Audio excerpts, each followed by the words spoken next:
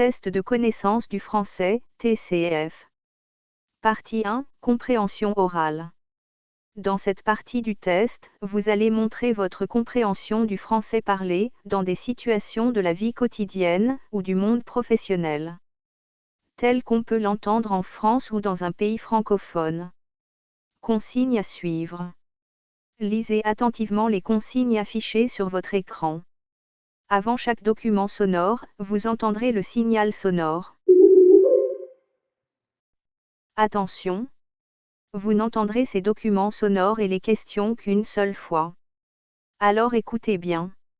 Gérez bien votre temps. Le test est chronométré. Vous devez choisir une seule réponse, A, B, C ou D. Nous commençons. Avant de commencer, appuyez sur le pouce pour aimer la vidéo, abonnez-vous à la chaîne, et activez la cloche de notification pour ne pas rater nos prochaines vidéos.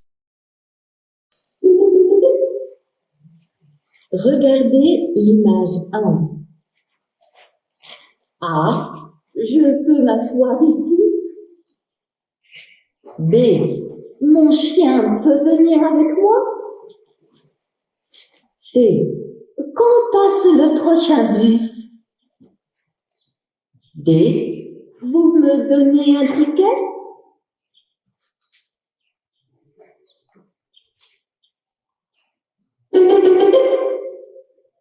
Regardez l'image 2.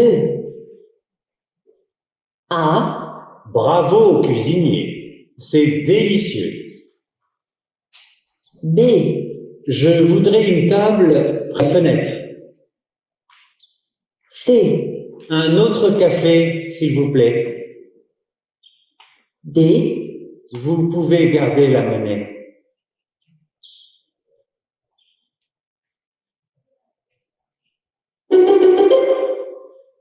Question 3. Vous pouvez fermer la porte, s'il vous plaît? A. Bien sûr, B. c'est vrai, C. très souvent. D. Merci bien.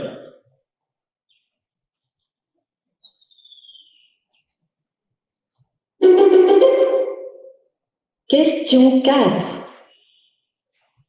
Excusez-moi, je suis perdue.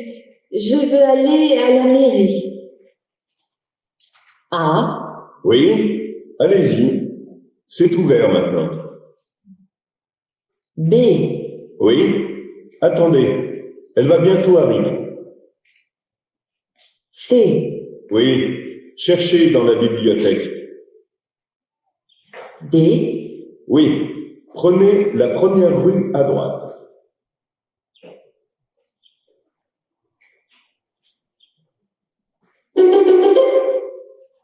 Question 5. Bonjour, docteur. Bonjour, Monsieur Moulin. Asseyez-vous. Quel est le problème? A. Il fait très chaud. B. J'ai mal au ventre. C. Je cherche mes clés. D. Mon téléphone est cassé.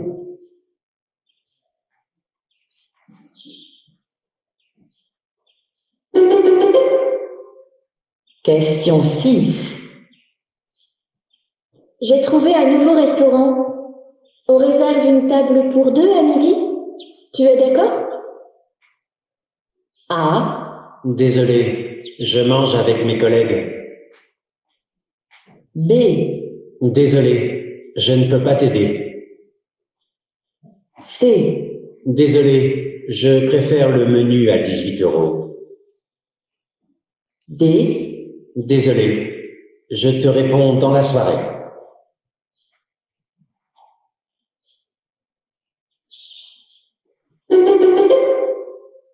Question 7. Mon neveu vient d'avoir 5 ans. Quel cadeau est-ce que je peux lui offrir? A. Ce jouet est beaucoup trop cher. B. C'est un très joli prénom. C. Pose la question à ses parents. D. Pourquoi pas, c'est une bonne idée.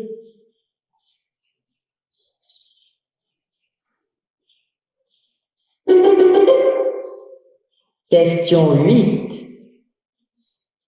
Dimanche, il fera beau. J'aimerais bien faire un peu de sport. Tu veux faire du vélo avec moi? A. Attends, je prends mes lunettes de soleil. B. Bonne idée, on pourra aller en forêt. C. C'est d'accord, j'arrive tout de suite. D. Quel dommage, demain c'est fermé.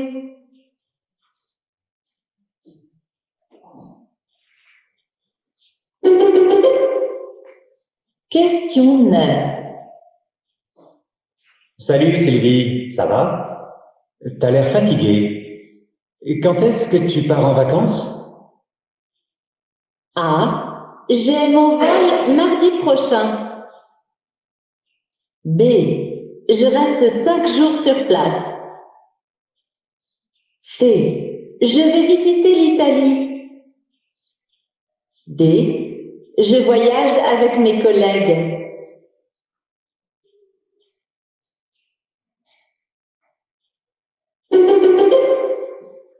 Question 10. Bonjour Yacine, tu manges au lycée aujourd'hui? A. Oui, j'adore les légumes. B. Oui, je peux dîner avec toi. C. Oui, je préfère manger chez moi. D. Oui, je vais à la cantine.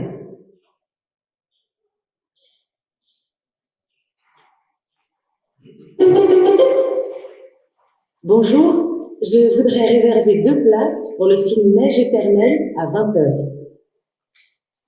Question 11. Où va la femme?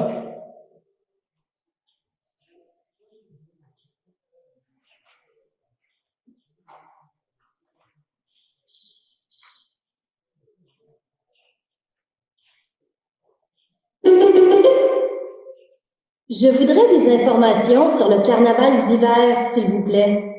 Oui, madame. Que proposez-vous pour de jeunes enfants? Il y a des animations, des défilés, un concours de sculpture sur neige. En réalité, beaucoup de choses à faire. D'accord. Voici la brochure avec toutes les informations, mais il faut s'inscrire à des activités. Les places sont limitées et il y a déjà beaucoup de participants. Question 12. Quel conseil donne-t-on à cette personne?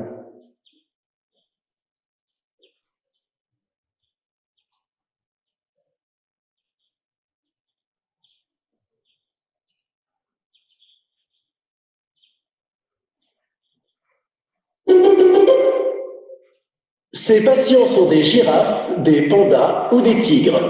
S'ils sont malades, c'est elle que l'on appelle. Florence est la seule vétérinaire en France capable de tous les aider.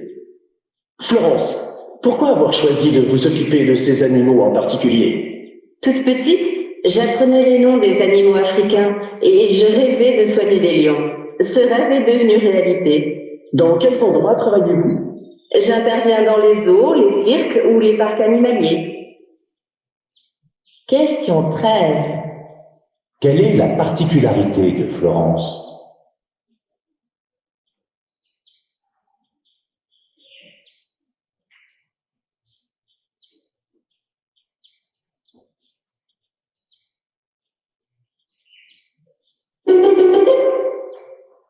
Merci d'accueillir John Free. Il s'est fait connaître du public international dans les années 80. John, vous étiez un très jeune saxophoniste à l'époque. Oui, j'avais appris le piano et la trompette, puis finalement le saxophone grâce à mon père, Al Free. C'était un grand, une légende du jazz de Chicago. Chez mes parents, il y avait un piano au milieu du salon et j'ai grandi en observant mon père, Al, et ses 2 frères répéter pour leur groupe. Question 14. Comment John Free a-t-il eu envie de devenir musicien?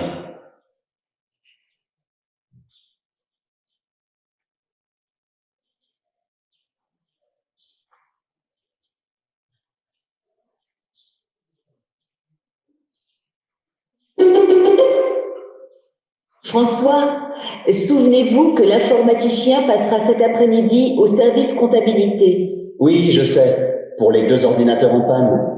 Oui, appelez la comptable pour vérifier qu'elle a bien noté le rendez-vous. Elle est en formation jusqu'à la fin de la semaine, sur le nouveau logiciel de comptabilité, justement. Elle revient lundi. Demandez à notre stagiaire d'être présent alors. Je m'en occupe tout de suite. Question 15. Pourquoi l'informaticien vient-il?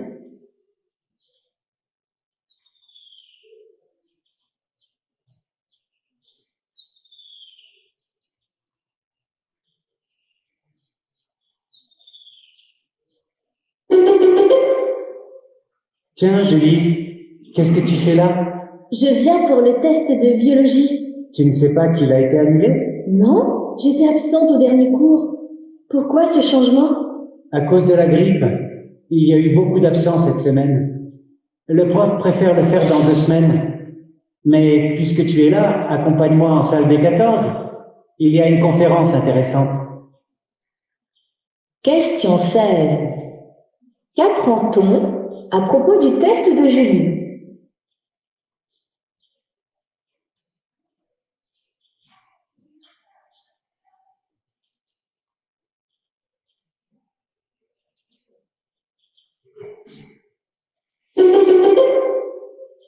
Allô? Pourrais-je parler au directeur des ressources humaines? Le directeur est actuellement en réunion, mais je peux lui transmettre un message. Je souhaite savoir s'il a bien reçu ma candidature pour le poste d'ingénieur. Je lui ai envoyé mon CV et ma lettre de motivation il y a 2 semaines et je n'ai pas reçu de réponse. Donnez-moi votre nom, s'il vous plaît, et je lui dirai de vous recontacter. Question 17. Quel est l'objet de cet appel?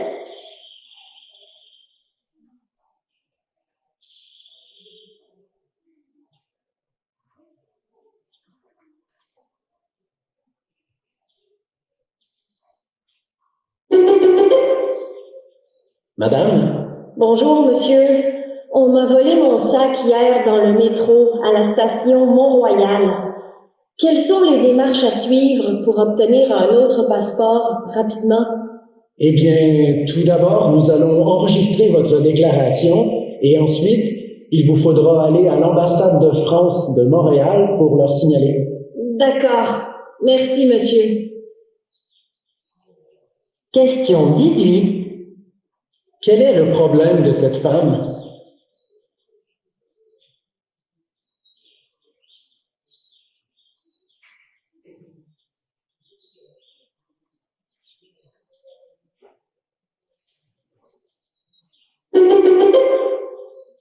Bonjour à tous, voici des informations sur la circulation et les premiers problèmes ce matin sur les routes de France. Pour le premier week-end des vacances scolaires, il y a beaucoup de monde sur les routes, donc faites très attention quand vous êtes en voiture. Et n'oubliez pas de vous arrêter toutes les 2 heures pour faire une pause. Question 19. Quelle information donne le journaliste?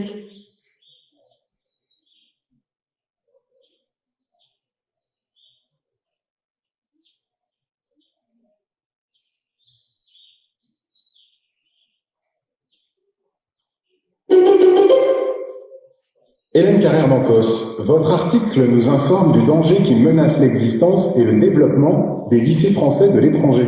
Oui, ces lycées étaient payants. Ils sont devenus gratuits en 2007. Cette décision, au départ généreuse, se retourne finalement contre les lycées, car les entreprises qui payaient ne le font plus. C'est l'État seul qui soutient les lycées. Donc, quand cela deviendra trop lourd pour l'État, il risque de vouloir en fermer certains. Question 20. Pour Hélène Carrère-Mancos, quels sont les problèmes des lycées français de l'étranger?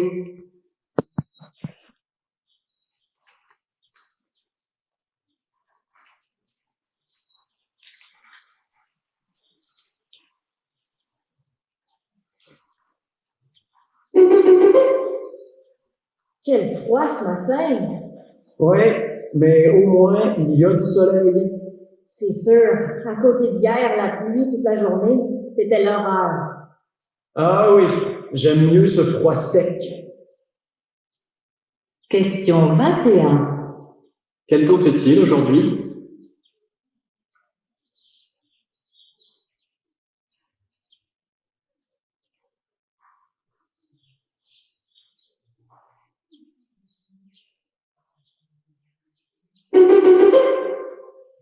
Quand j'étais adolescent, j'avais écrit un long poème à Georges Brassens. J'avais fini de le recopier. Enfin, c'était une espèce de chanson que j'avais fini de recopier dans le bistrot en face de l'impasse Florimont, où il habitait. Et j'étais allé lui porter. Sauf qu'il n'habitait plus là depuis des années et que j'étais assez rassuré qu'il n'habite plus là parce que je ne sais pas ce que je lui aurais raconté. Mais je l'avais écrite. Et je me dis que si un jour j'avais reçu un petit mot de Brassens me disant « J'ai lu vos chansons et j'aimerais bien vous en parler », ça m'aurait intéressé. Question 22. Qu'aurait souhaité cette personne en allant chez Georges Brassens?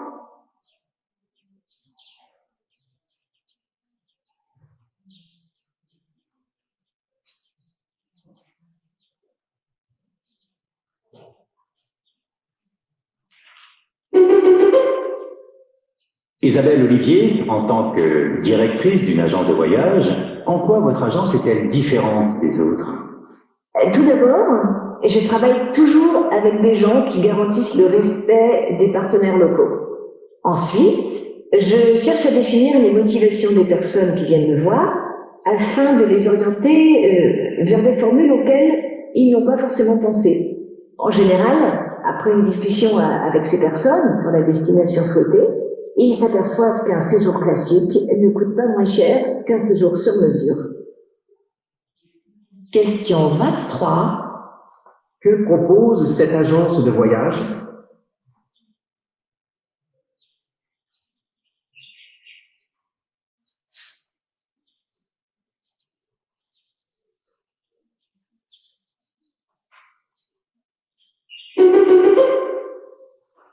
Jusqu'en 1974, l'année où Annie Fratellini et Pierre Etex ont créé la première école de cirque en Europe, il fallait être né dans une famille pour apprendre ce métier. C'était obligatoire. Mais eux ont voulu justement créer une école pour permettre aux jeunes qui n'étaient pas issus des familles de cirque d'apprendre ce métier du cirque. Depuis, ça s'est énormément professionnalisé. Question 24. De quelle évolution du monde du cirque parlent les intervenants?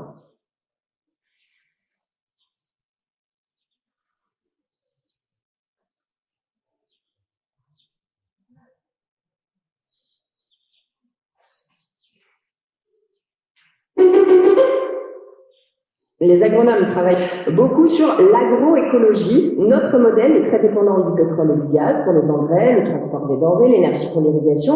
Et avec un pétrole qui devient plus rare et plus cher, il s'agit donc de trouver des techniques moins gourmandes, comme l'explique Olivier Descuteur, rapporteur spécial des Nations Unies pour l'alimentation. Dans beaucoup de zones qui ne sont pas encore développées selon les méthodes agro-industrielles de production, il faut effectivement mettre l'accent sur des pratiques agroécologiques qui, par exemple, permettent de recycler les déchets dans le champ pour fertiliser le champ ou qui permettent de combiner l'agroforesterie avec des cultures alimentaires pour économiser les engrais chimiques grâce à la fertilisation des sols par les arbres. Question 25. Quelle piste est envisagée pour améliorer la production agricole?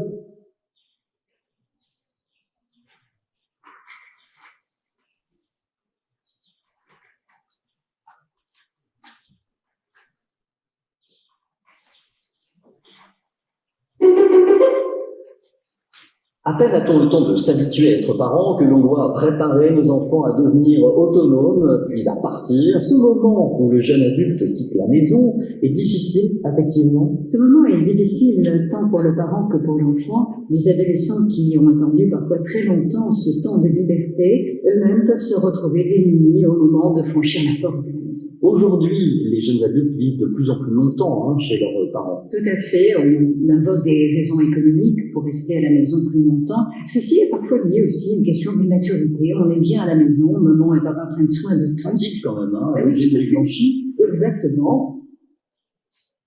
Question 26. Selon la personne interrogée, qu'est-ce qui retient les jeunes adultes chez leurs parents?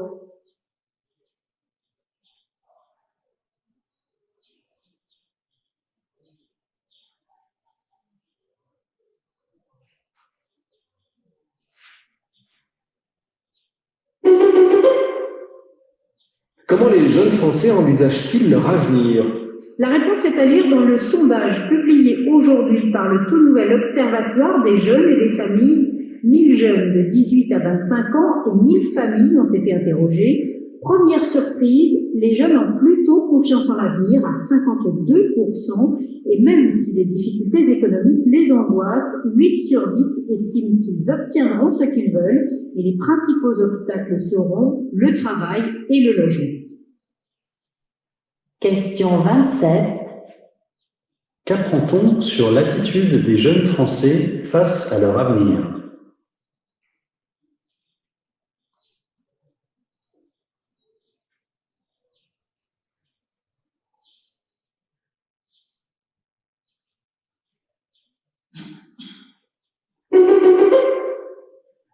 Léonard reçoit une éducation relativement libre, comme l'était celle de la plupart des villageois de son âge. On imagine Léonard aujourd'hui comme un puits de science, une sorte de grand sage qui très jeune aurait été formé à la culture humaniste traditionnelle. Évidemment, ce n'est pas le cas. C'est un enfant qui s'est mis en quelque sorte à l'école de la nature, qui scrute, qui observe tout. Il est passionné par tout ce qui l'entoure et il s'aperçoit vite que le sens de l'observation est peut-être le meilleur des enseignements. Question 28. Qu'est-ce que Léonard a de particulier?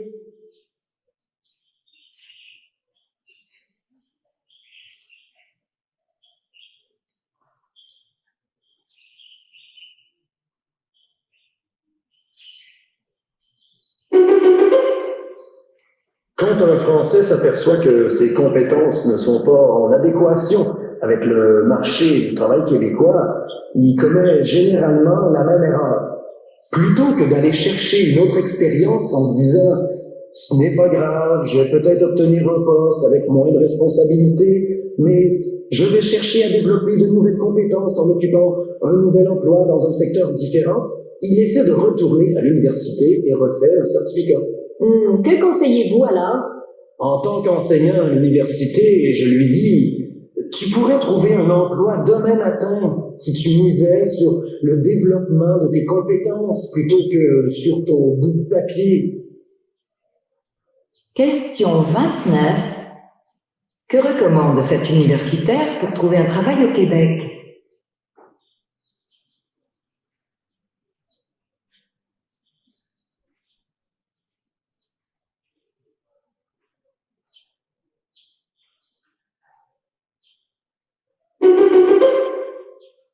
La vieille dame de fer dans tous ses états, ou comment les jeunes, sans complexe, se sont mesurés à cette forme unique qu'est la Tour Eiffel.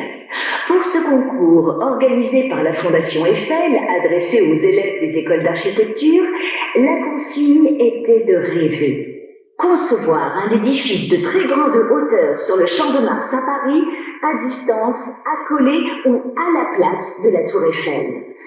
3 étudiants suppriment donc carrément la tour. À la place, ils y construisent un aéroport vertical ou creusent un puits de lumière avec de vastes plateaux. D'autres choisissent de la rendre habitable en comblant ses vides par des baies de couleurs ou la dot d'un jardin suspendu. Question 30. De quoi traite ce reportage?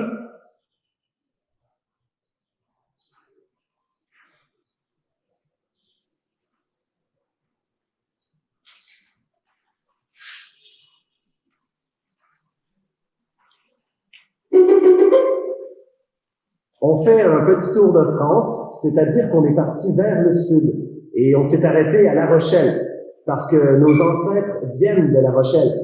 Ils sont partis au XVIIe siècle pour le Québec du port de La Rochelle. Donc on est venu voir le port et essayer de trouver une trace de nos ancêtres. Ce qu'on a commencé par trouver, c'est que c'était plutôt compliqué d'avoir des traces écrites, surtout quand notre ancêtre n'était pas capitaine de bateau ou quelque chose comme ça. Question 31. De quoi parle cet intervenant?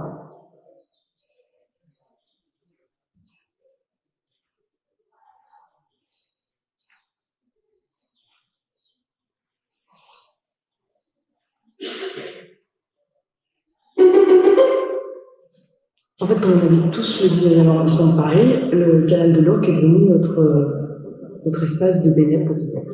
Après une journée de travail, généralement, on se retrouve au bord du canal, tous ensemble, et on se baigne. Aujourd'hui, on est entre 15 et 20 à se baigner régulièrement dans le canal de l'Ourcq. On est des jeunes étudiants fauchés, qui ont envie de s'amuser, qui n'ont pas forcément les moyens aussi de partir de Paris.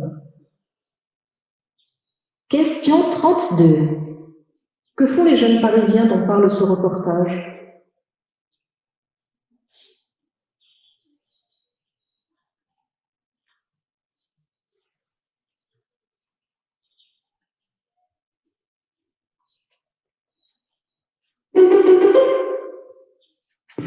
C'est une des plus grandes chansons qui a été faite dans toute l'histoire de la chanson francophone.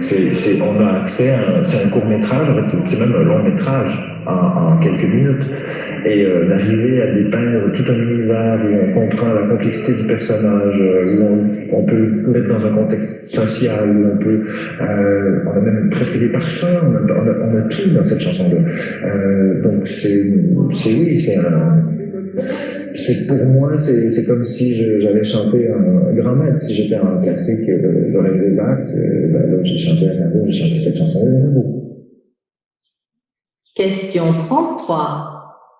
De quoi parle cet artiste?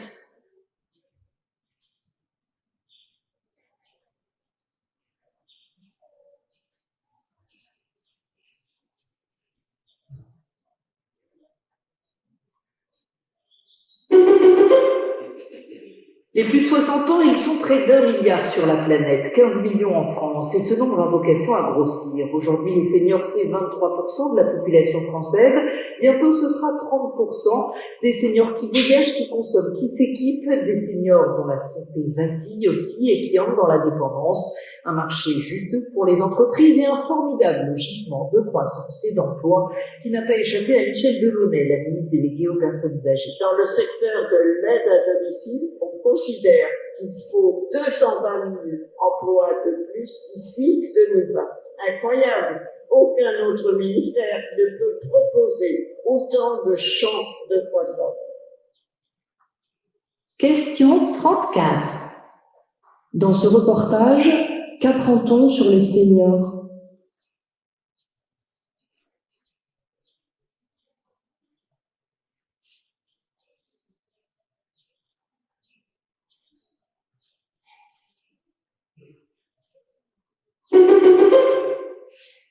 « 20% du bassin arctique canadien est devenu corrosif pour certains de ses habitants. On s'inquiète beaucoup ainsi de l'élargissement de ces fameuses zones mortes dans les océans, là où l'oxygène et la vie se sont retirés. Elles sont particulièrement nombreuses le long de la troisième côte océanique canadienne, donc le long de la province de la Colombie-Britannique.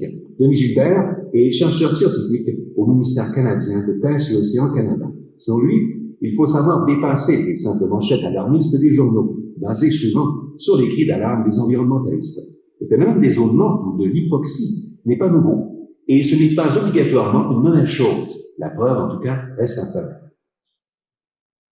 Question 35. Quelle est la position du chercheur Denis Gilbert?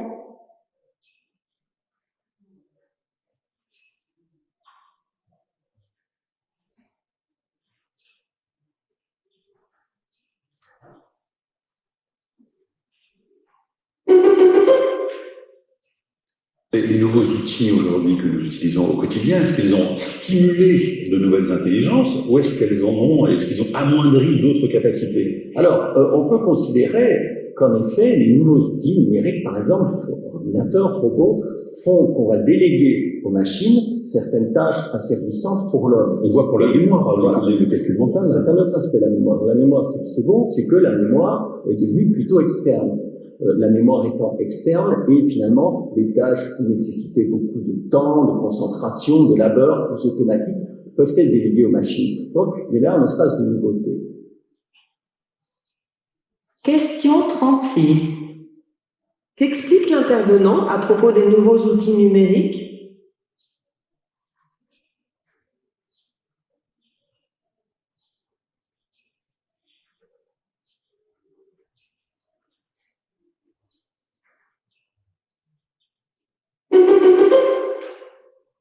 Effectivement, la loi de 2001 fait obligation aux banques de désigner un médiateur qui est là pour justement tenter de régler les problèmes. Et la SUB a fait voter à l'époque que les modalités pour saisir le médiateur doivent être précisées dans le relevé de banque et dans le contrat. Donc pour savoir comment saisir le médiateur, il faut lire le relevé de banque ou le contrat, il doit y avoir toutes ces précisions. Le médiateur a 2 mois pour rendre un avis, ce n'est qu'un avis, entendons-nous bien, et là, disons qu'il y a parfois un petit problème. C'est d'abord peu de clients ont recours au médiateur, il faudrait être beaucoup plus, disons, nombreux, et deuxièmement, ce sont parfois des renvoyeurs de balles, c'est-à-dire ceux qui s'adressent à eux ont le sentiment qu'ils n'ont pas été compris ni entendus.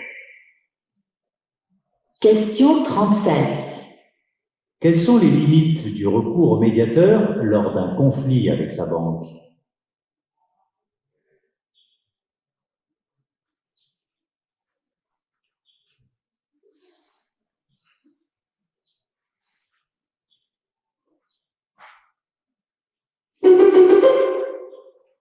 Gérard Morin, vous vous occupez de la restauration de monuments historiques.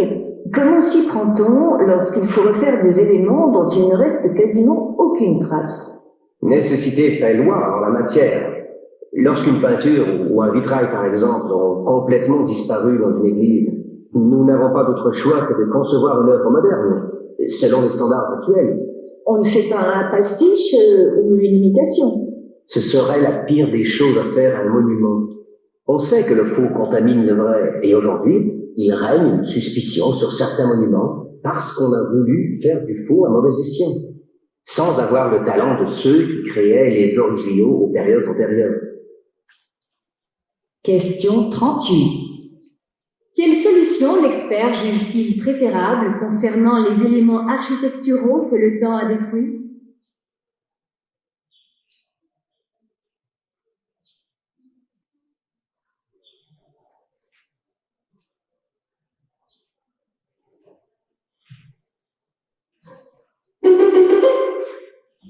Dans les relations d'amitié virtuelles, bien souvent, les liens se créent d'un clic, se défont d'un clic.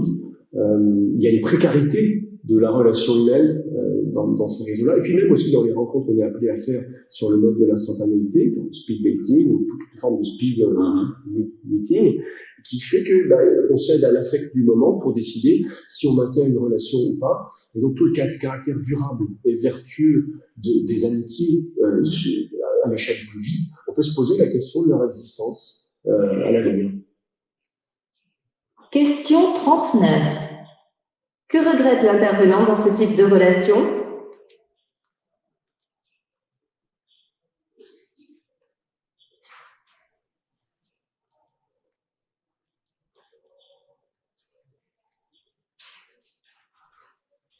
La partie compréhension orale est terminée.